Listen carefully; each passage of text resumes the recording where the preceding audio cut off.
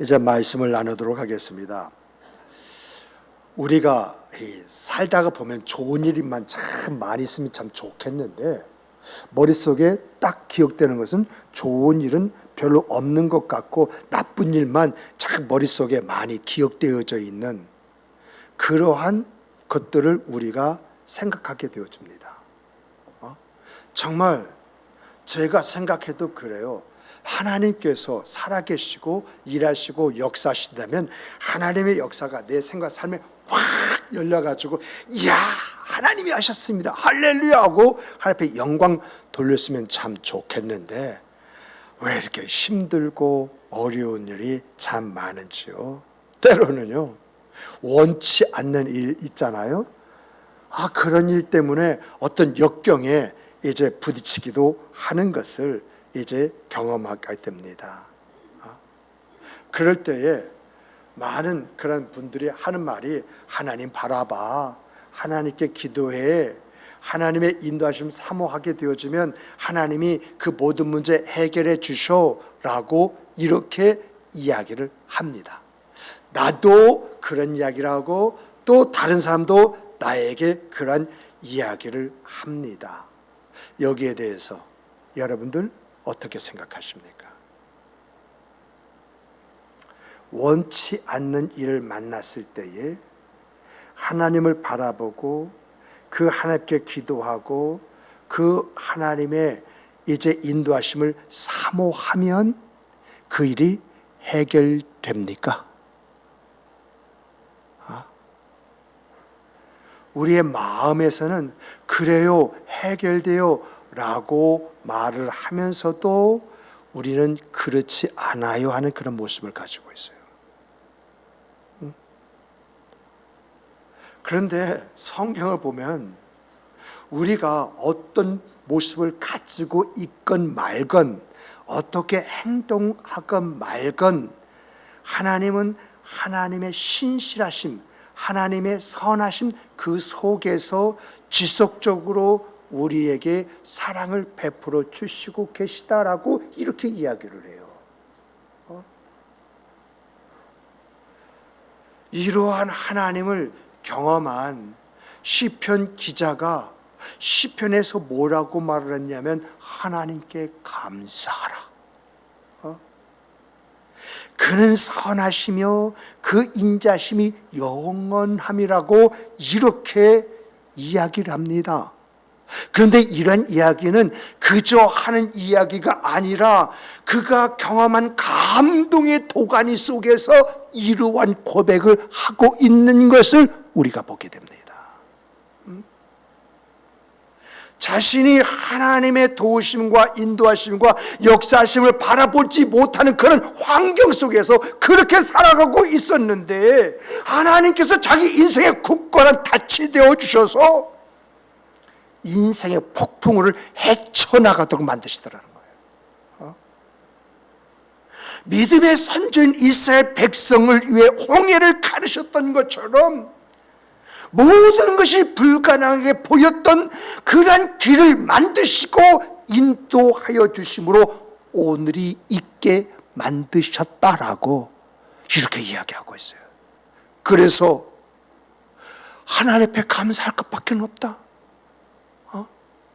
정말 하나님의 선하심과 인자심 그것이 어떤 것인지 내가 알기에 찬양할 수밖에 없다. 이렇게 지금 이야기하는 것을 보게 됩니다.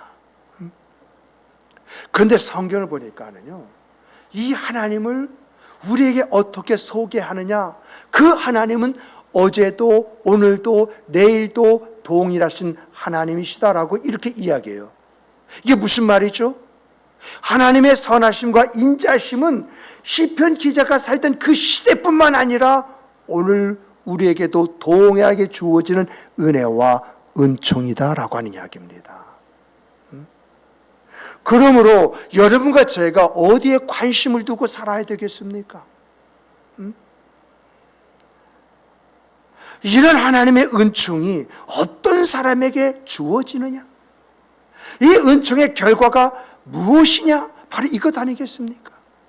여기다 관심을 두고 살아가야 할 것이 여러분과 저 아닙니까? 그렇다면 우리가 여기서요 좀 더 깊게 살펴봐야 할 것은 하나님의 이런 은혜와 은총은 어떤 사람에게 주어지고 나타나는 것이냐, 이런 은혜와 은총을 받았을 때 어떤 생과 그 삶을 살아가게 될 것이냐, 이것을 찾아봐야 되잖아요. 먼저 하나님께서는 어떤 사람에게 이런 은혜와 은총을 주시느냐, 내가 하나님 앞에 인도하심을 구하지 못한 상황이고 하나님의 도우심을 간구하지 못하는 상황이고 어떤 것을 바라보지 못한 그런 상황 속에 있다 할지라도 하나님의 역사가 내 삶에 주어지고 나타나므로 이 시편 기초처럼 감사하면서 하나님의 선하심과 인자심을 찬송하기 원한다고 한다면 내게 있어야 할 것이 뭐냐는 겁니다.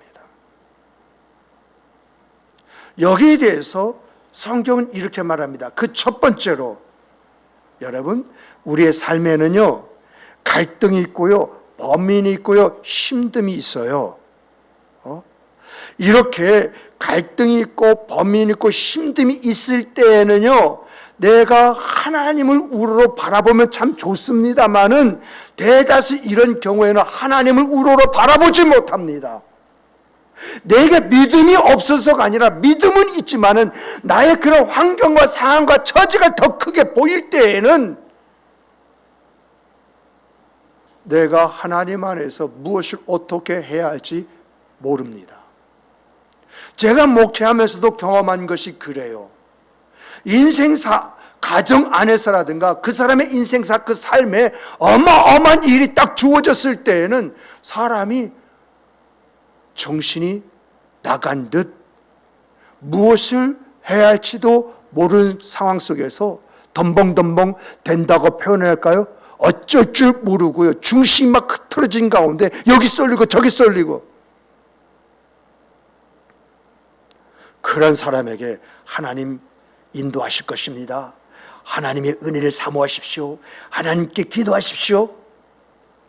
말한다고 해서요 먹히지 않습니다. 우리가 그런 경험들 다 한 번씩 해봤잖아요.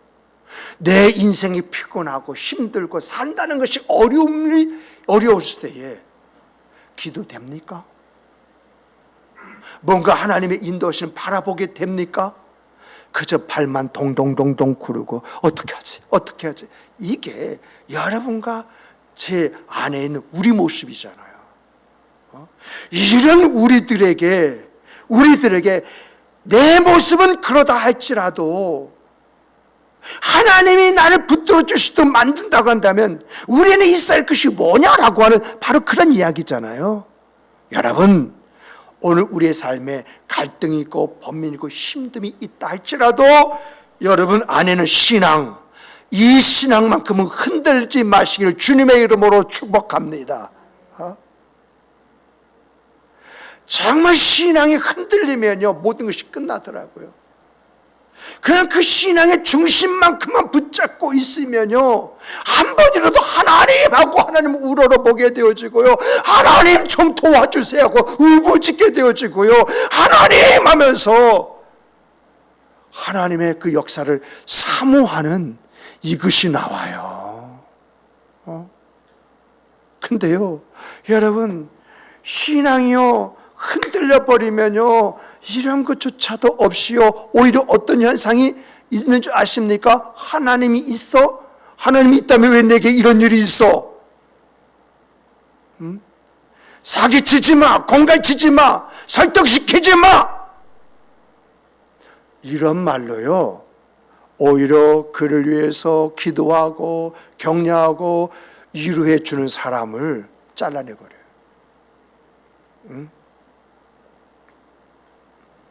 정말 여러분, 성경을 바라보면은요 정말 이렇게 삶의 갈등과 번민과 힘듦이 있다 할지라도 신앙이 흔들리지 아니했던 사람, 그 사람 하나님께서 어떻게 역사하시느냐 이것을 많이 보여주는데 저는 대표적인 사람으로 노아를 꼽습니다.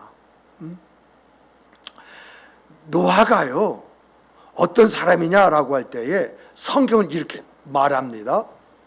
불법이 성행하고 죄가 관영한 세상에서 의인이래요, 완전하대요, 동행했대요. 이게 말로 무슨 말인지 아십니까? 쉽게 풀으면요, 의인이란 말은 올바로 살았고, 그리고 완전히 흠이 없었고, 그리고 뭐죠? 이제 동행했다는 것은 온전한 신앙을 가지고 살았다라고 하는 이야기예요. 정말 불법이 성행하고 죄가 관영한 세상에서 올바르고 흠이 없고 하나님을 온전히 신앙하면서 살아간다고 하는 것이 쉬운 것일까요?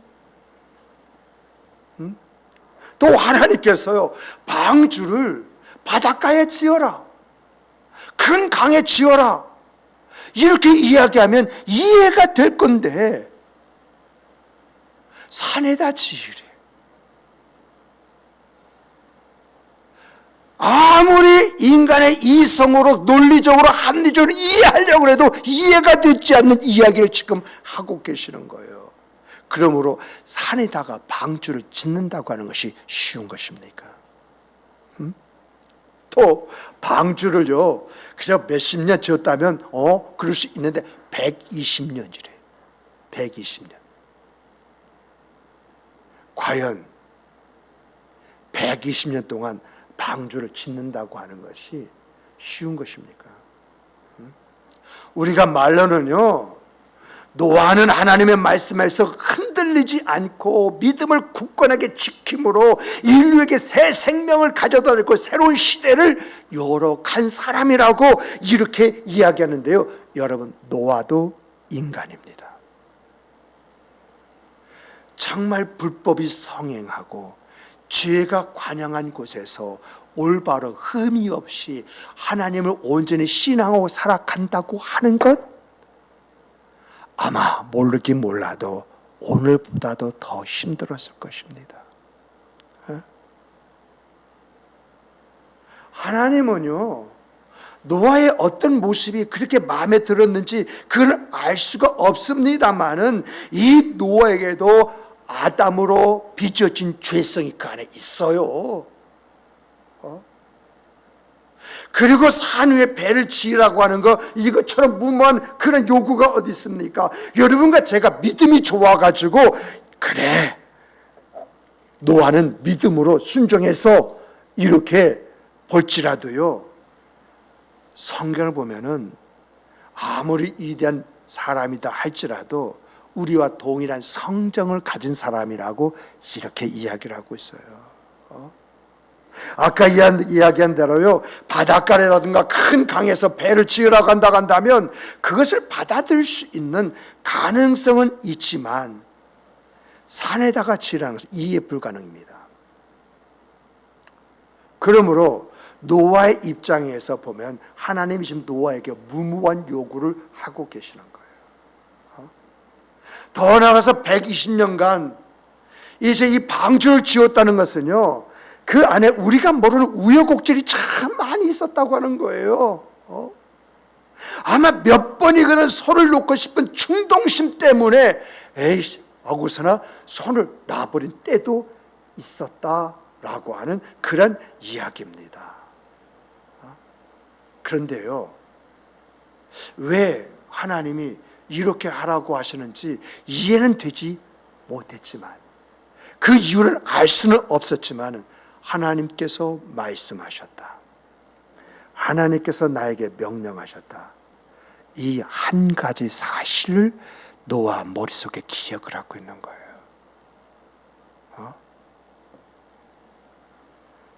자기 생각으로는요 이해할 수가 없고요, 또 하나님이 원하시는 것을 자기가 다 해낼지 그것이 미지수이지만은 일단 도전을 합니다. 세상이 혼란스럽고요, 또 사람이 자기와 자기 가족들, 어이구 저 들뜨러진 인간들 하고 손가락질 할지라도 하나님께서 어떤 뜻이 있으니까, 하나님께서 어떤 계획이 있으니까 나에게 이런 말씀을 하신 거 아니냐라고 하는 그 믿음 가지고 이 일을 하고 있습니다. 그런데 여러분, 이러한 노아의 도전이 언제 빛이 납니까? 언제 그래 하나님이 이런 일을 위해서 나에게 이런 말씀을 하셨고 나로 하여금 이 일을 하게 하셨고 나로 하여금 오늘을 있게 하셨다고 언제 이런 고백으로 찬양하며 영광 돌리게 만드셨겠습니까? 정말 홍수가 나서 배가 물 위에 딱 떴을 때에 밖에서 살려달라는 아우성 소리가 터져 나오는 그럴 때에 비로소 하나님의 뜻을 헤아리며 하나님께서 왜 나에게 이렇게 무모한 요구를 하셨는가? 그때서 비로소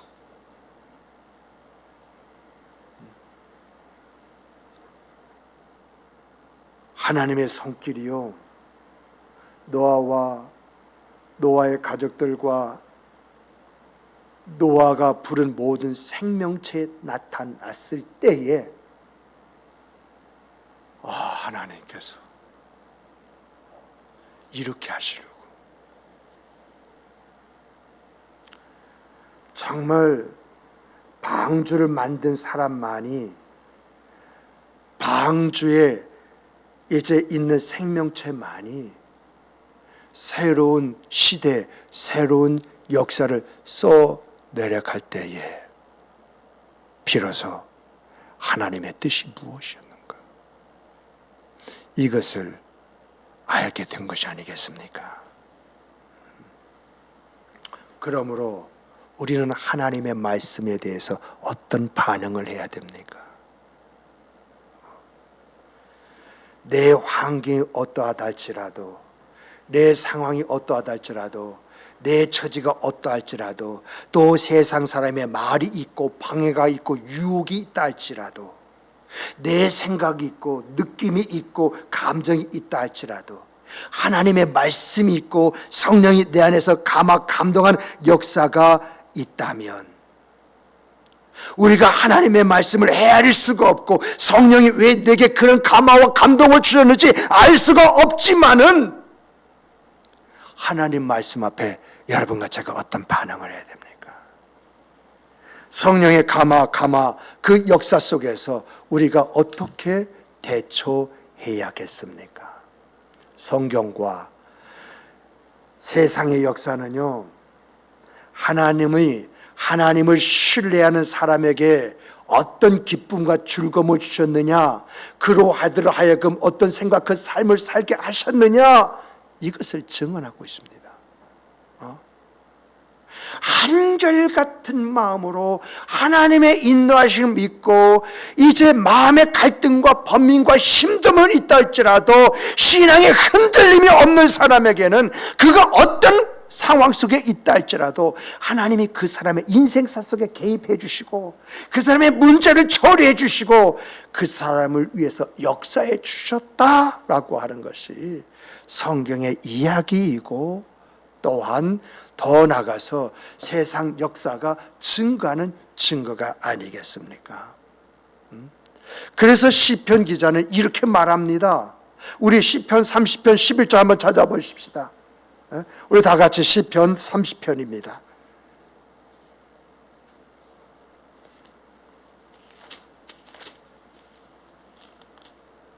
자, 우리 시편 30편 11절입니다. 이 시편 30편 11절이 여러분의 생과 삶에 임하는 하나님의 은혜요, 하나님의 은총이요, 하나님의 역사요, 하나님이 여러분에게 주시는 복이 되기를 주님의 이름으로 축복합니다. 우리 다 같이 읽어보겠습니다. 주께서 나의 슬픔이 변하여 내게 춤이 되게 하시며 나의 베옷을 벗기시고 기쁨으로 띄우셨나이다. 이것은요, 이 시편의 시인이 체험했다는 거예요. 이게 자기 생과 삶의 내용이 되었다는 것입니다. 전능하신 하나님께서 자신과 함께 하시고 자기를 변화시키는 것을 자기가 경험했다는 이야기예요. 이런 고백이 우리에게 가르쳐 주시는 것은요, 하나님, 우리 하나님, 여러분과 저의 하나님은요, 우리의 슬픔을 넘치는 기쁨으로 변화시키는 능력을 가지고 계신 분이시고, 그 하나님은 우리를 그 절망의 구렁텅이에서 끌어올리실 뿐만 아니라 우리의 눈물을 닦아주시고 기쁨으로 우리를 단장시켜 주시는 분이시다라고 하는 이야기입니다. 그래서 사도 바울은 이런 하나님을 경험하면서 그가 뭐라고 말합니까? 로마서 12장 13절 보면은 소망의 하나님을 소망이래요.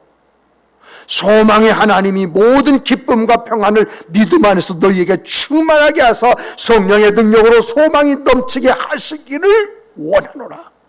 체험이 없는 사람이 이런 말을 할 수 있겠습니까?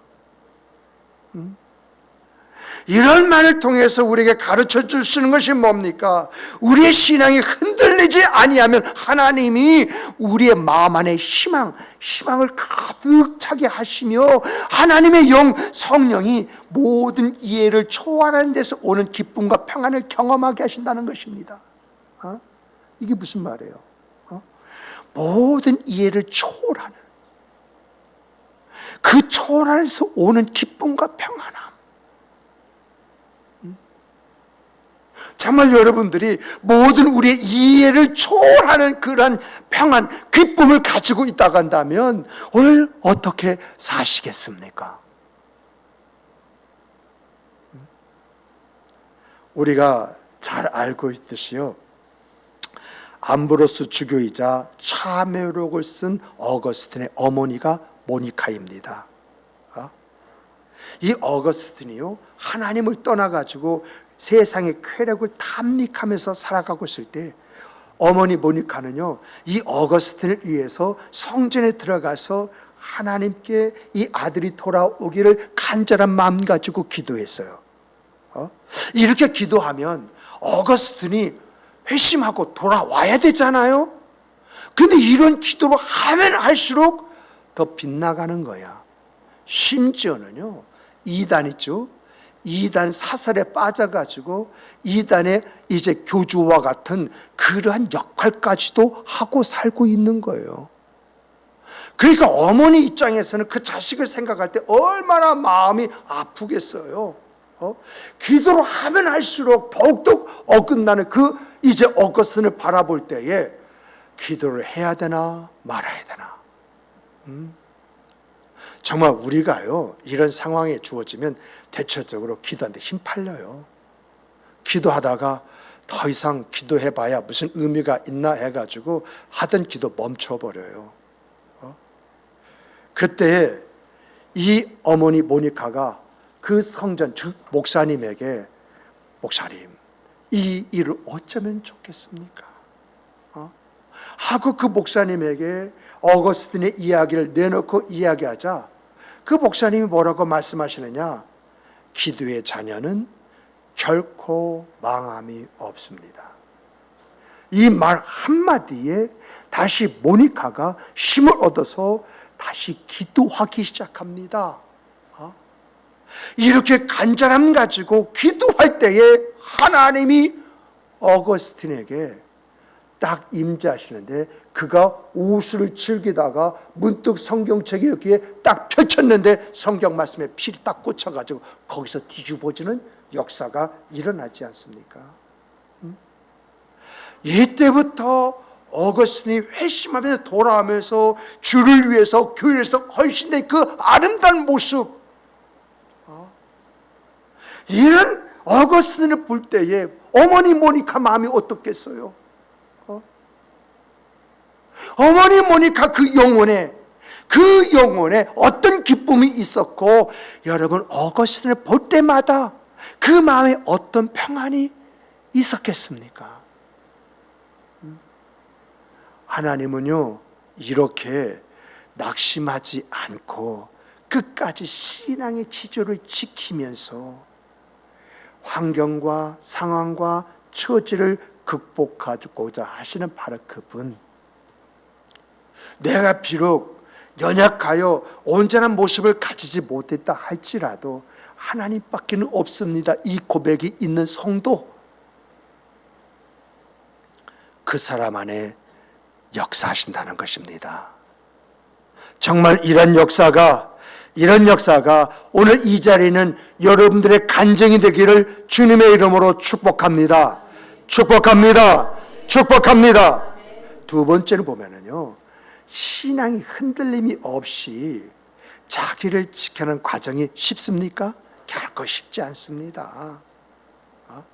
그러나 하나님께서 이런 과정 중에서 그 사람을 인정해 주시면, 정말 하나님의 인정을 받으면 그 사람의 인생에는 기적이 연속이다라고 하는 것입니다.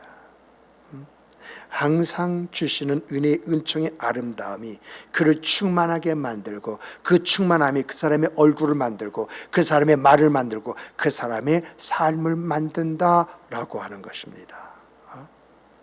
시편 16편 11절 보면요, 주께서 생명의 길을 내게 보이시리니 주 앞에는 기쁨이 있고 주의 오른쪽에는 영원한 즐거움이 있나이다 라고 이렇게 이야기합니다. 기쁨과 즐거움이 자기의 생의 삶의 노래가 되었다, 삶의 내용이 되었다, 이런 인생과 삶을 살아가는 이제 사람이 되었다라고 하는 그런 이야기잖아요. 이런 말씀은요, 여러분과 제가요 정말 흔들림 없이 자기를 지키면서 살아가는 과정이 힘들고 어렵지만은 그래도 끝까지 그렇게 살려고 노력을 하게 되어지면 하나님이요 세상의 쾌락을 초월하는 기쁨을 갖게 하실 뿐만 아니라 모든 일의 성취의 결과로 그 삶을 충만하게 하신다라고 하는 것이 바로 시편 16편 11절의 말씀입니다.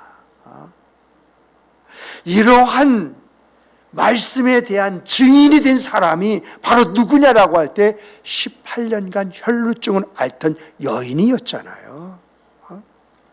18년 동안 혈루증은 만성질환에 시달렸습니다. 그런데 이 혈루병이라고 하는 것은 이제 율법적으로 부정한 병이에요. 그래서 이 사람은 누구하고 접촉하면은 그 병이 옮아요. 그럼 일주일 동안 하나님의 성전에 가서 예배할 수가 없어요. 제사장으로 하여금 정결 받았다라고 하는 그 이야기 들을 때까지 그 사람 또 다른 사람을 만날 수도 없어요. 그러다 보니까 이런 여인은 사람들에게 가서도 안 되고 또 사람들이 이런 여인을 만나서도 안 돼. 그러다 이 여인은 이 만성 질환으로 해서 얼마나 힘들고 어려운 인생의 그 삶을 살았느냐는 것입니다. 사람을 만나지 못한다고 하는 여기에서 갖는 그 외로움, 18년 동안 이 만성 질환을 고치기 위해서 그 모든 재산을 다 허비했다고 말을 하는 말씀을 이제 살펴볼 때 얼마나 이 여인은 이 질병에서 노이는 밖에서 애쓰고 수고했는가.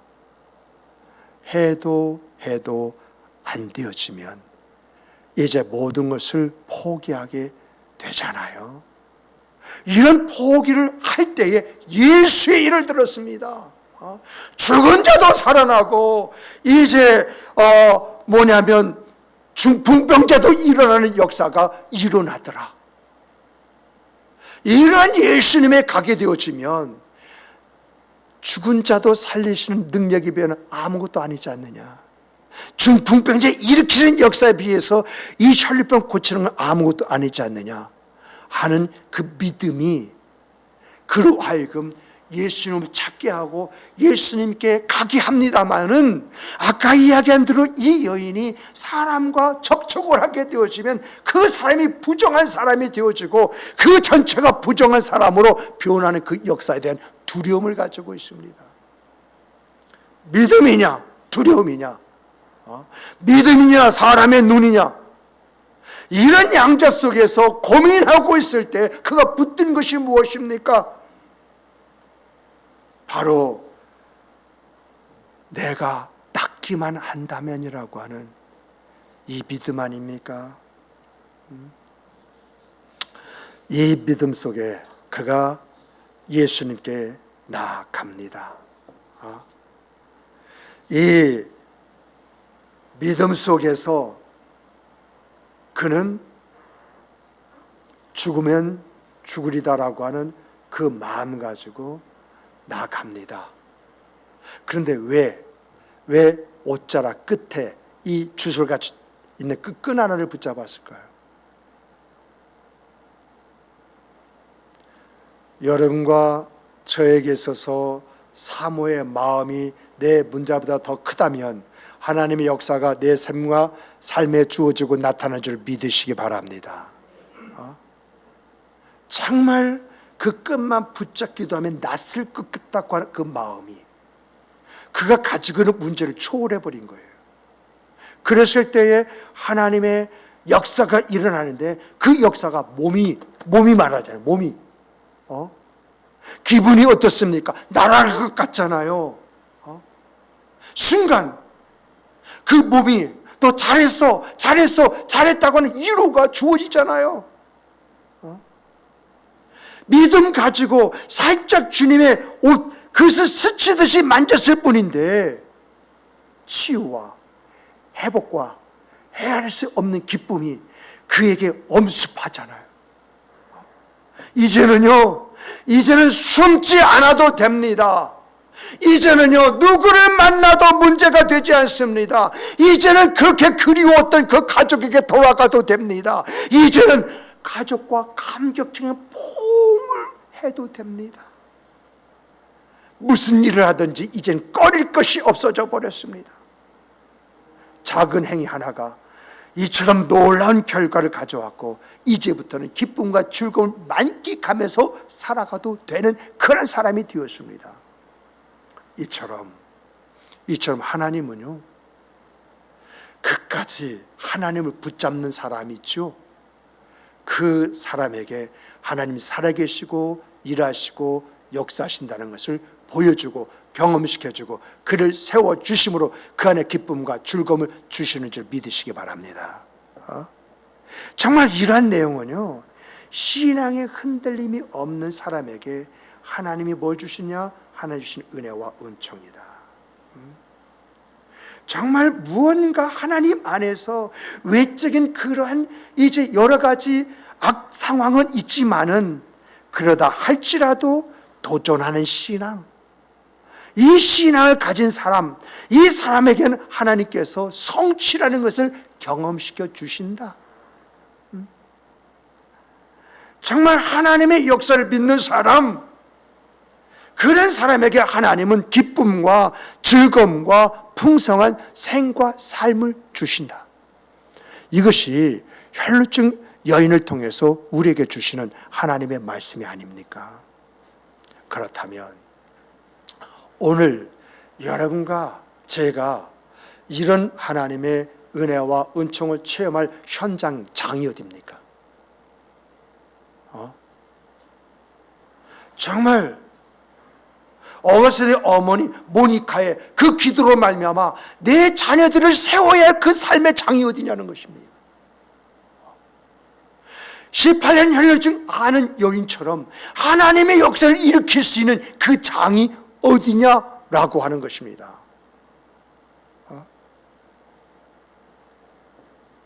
우리가요 다음 주에 부흥회를 합니다. 내일부터는요 저녁 8시에 부흥회를 위한 기도회를 이제 갖습니다. 정말 이 부흥회를 앞에 두고는 우리가 기도하는 그 기도는 바로 어거스틴의 어머니 모니카의 기도가 되지 않겠습니까? 정말 이제 18년 동안 혈루증을 앓는 그 여인과 같은 여러 가지 환경과 상황과 입장이 있다 할지라도 내가 이 기도의 자리에 나왔을 때에 하나님은 부흥을 위한 나의 어떤 모습을 갖게 만들겠습니까? 중요한 것은요 내가 가지고 있는 환경과 상황과 입장이 아니라요 내가 가져야 할 모습입니다. 모니카는요 정말 쉽지 않을 때에 기도했습니다. 혈루증 앓는 그 여인은요, 사람의 그런 이목 속에서 자기의 운신의 폭이 아주 좁았을 때에 그는 예수님께 나갔습니다. 그러므로 말미암아서 이 여인들에게 주어진 것이 무엇입니까? 시편의 시인들의 노래 아닙니까? 하나님은 선하시며 그 인자심은 영원함이로다. 주께서 나의 슬픔이 변하여 내게 춤이 되게 하시며 내 베옷을 벗기시고 기쁨으로 띠를 띠게 하셨나이다. 주께서 생명길을 내게 보이시니 주 앞에는 기쁨이 있고 주의 오른쪽에는 영원한 즐거움이 있나이다. 바로 이 고백과 이 노래가 이 찬양이 어거스트 어머니 모니카의 노래요, 18년 혈증 앓던 여인의 노래가 되지 않습니까? 그러므로 오늘 우리가 가져야 할 것이 뭐냐? 우리가 관심해야 할 것이 뭐냐? 우리가 무엇을 어떻게 하는 것이 좋으냐?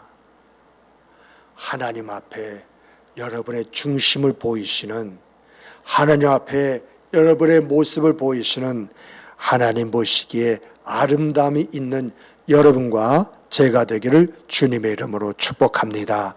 축복합니다. 축복합니다. 우리 다 같이 주시는 이 말씀 가지고 우리 함께 기도하도록 하겠습니다. 우리 다